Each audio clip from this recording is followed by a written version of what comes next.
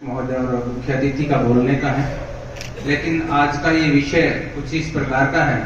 सबसे पहले तो मैं चाहूंगा कि आज की पत्रकारिता के ऊपर मंथन करने की और वर्कशॉप करने की एक बहुत बड़ी जरूरत है।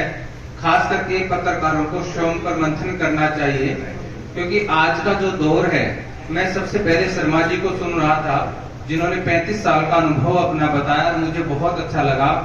मैं भी लगभग 12 साल से पत्रकारिता कर रहा हूं, लेकिन हम जब पत्रकारिता सीखी तो इन जैसे बड़े पत्रकार साथियों के साथ, जिस प्रकार से एक बड़े मिस्त्री के नीचे रह के कोई छोटा मिस्त्री काम सीखता है, ऐसे अगर आप काम सीखते हैं।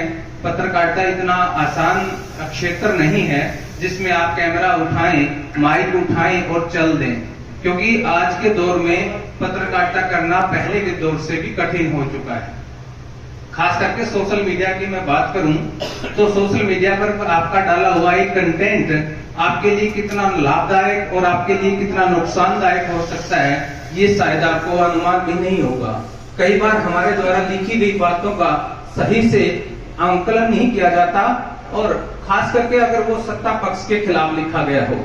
यहाँ पर भाई धीरू बैठे हैं, मैं इनको राजनेता बाद में मानता हूँ, पहले पत्रकार हैं क्योंकि आप पत्रकारिता से जुड़े रहे हैं। अभी मैं ताजा उदाहरण देता हूं, हमारे जसपाल भाई फतेहाबाद से हैं।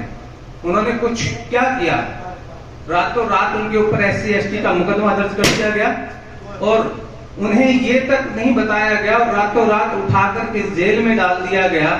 उनका सबसे बड़ा जो फॉल्ट था वो पता है क्या है? उन्होंने सच दिखाने की हिमाकत की थी।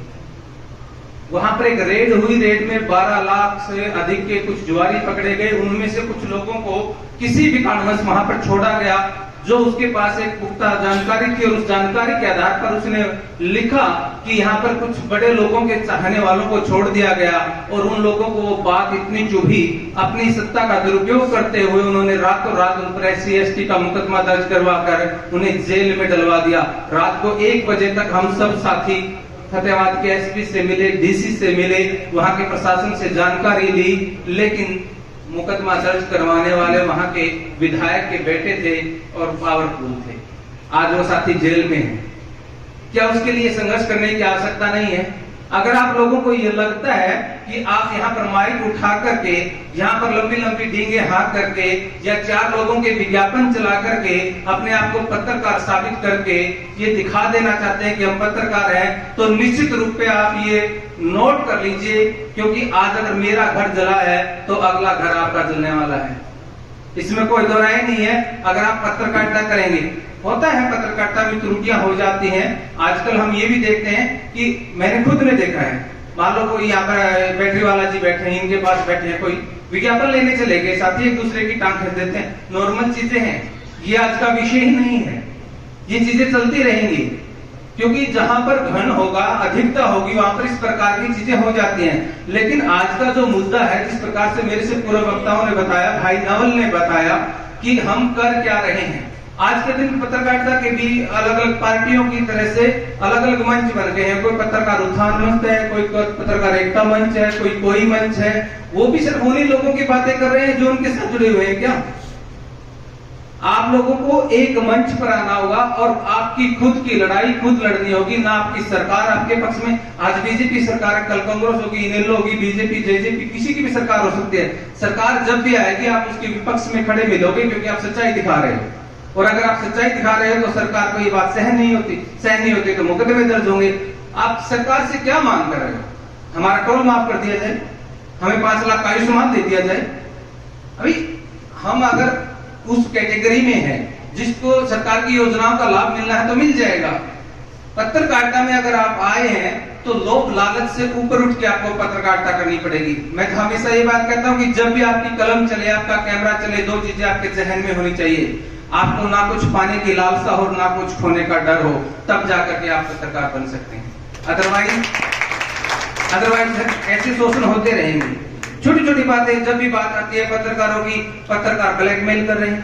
कौन पत्रकार ब्लैकमेल कर रहा है? वो ब्लैकमेल करने वाला सामने आके बताता क्यों नहीं कि जी अनूप कुंडू कर रहा है, कि जी रमेश जी कर रहे हैं, कि जी ये जो भी है साथी वो कर रहे हैं, नाम लेके बता दो। पत्रकारिता को क्यों कर रहे हो?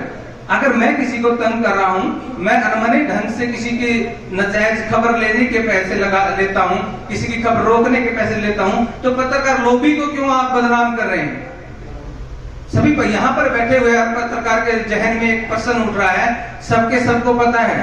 एक कहावत है कि एक बार बिच्छुओं की लाइन चली जा रही थी और किसी ने पूछ लिया कि आपका सरदार कौन है, उसने कहा कि टोक के देख ले। यहाँ सबके सब पत्रकारिता के सरदार हैं, लेकिन एक दूसरे की टांग खिंचाई में, एक दूसरे की मदद न करने की वजह से आज हमें वो दिन देखने पड़ रहे हैं जो कभी भी पत्रकारिता के क्षेत्र में नहीं देखे जाने चाहिए थे। मैं आप लोगों को एक ही आह्वान करना चाहता हूँ, प्रोटोकॉल तोड़ के बात कर रहा हूँ, माफी चाहता हूँ हमारे सम्मानित मंच से। और साथियों, इकट्ठे हो जाओ। मंच चाहे आपका जर्नलिस्ट का मंच हो, चाहे और मंच हो, मंच के माध्यम से एकता से अपनी लड़ाई खुद लड़ो। अपनी हक अपने मांगने से कभी नहीं मिले, छीनने पड़ते हैं। जब आप लगेगा, यहाँ बरवाड़ा के पत्रकार 10 पत्रकार साथी काम करते हैं, 10 में से एक के साथ गलत हुआ, 9 साथ खड़े हैं, तो हिमाकत नहीं है कि यहाँ की प्रशासन की, यहाँ के राजनेताओं की कि वो करे। लेकिन होता क्या है कि उसने एक ने गलत किया, 6 जाके उसको बोल के आते हैं कि जी ठीक करे, इसके गलत कोई को नहीं। नंबर आपका भी आने वाला है, घबराइए मत। या तो आप पत्रकारिता छोड़ दीजिए या फिर संगठित होकर के पत्रकारिता कीजिए। यहाँ आज के इस मंच से भी मैं एक बात कहना चाहता हूँ, आज हमें यहाँ के मंच पे भी, नवल जी खास करके मैं आपसे प्रीति को इसलिए आपको कहना चाहता हूँ कि आज खंडेलवाल साहब आपको भी कि यहाँ पर 2 प्रशासनिक अधिकारियों को इन्वाइट किया गया। पत्रकार एकता मंच जो भी हमारा पत्रकार उत्थान मंच का कार्यक्रम, और 2 प्रशासनिक अधिकारियों को इन्वाइट किया जाता है, एक प्रशासनिक अधिकारी भी नहीं पहुंचता। वजह क्या रही है? क्या समझते हैं? उन्होंने समझा होगा क्या पत्रकार है, यूट्यूबर है, फलाना है, धमकाना है, हो जाएगा। अरे वो समय, आज मैं तो कहूंगा कि कार्यक्रम के बाद में शर्मा जी से मिले, हम नवल जी से मिले, खंडेलवाल जी से मिले, एक अलग से मीटिंग करें। और वो जो एथिक्स है पत्रकारिता के, जो हमें कहीं कहीं धूमिल होते जा रहे हैं, मैं ये नहीं कह रहा, जिस प्रकार से मेरे से पूर्व वक्ताओं ने तमाम बातें बताई हैं, अगर हम पत्रकारिता के एथिक्स छोड़ करके पत्रकारिता करेंगे तो हम पर लांछन भी लगेगा। लेकिन हमें पत्रकारिता के एथिक्स को अपनाना पड़ेगा और एकता के साथ। आज एक यूट्यूबर के, एक लड़की के ऊपर मुकदमा हिसार में दर्ज करवा दिया गया, उसकी आप पूरी की पूरी जानकारी ले लो, उसका इतना भी कसूर नहीं है, लेकिन जिसने मुकदमा दर्ज करवाया वो ऐसी समाज से था, उसने SC/ST का मुकदमा दर्ज करवा दिया।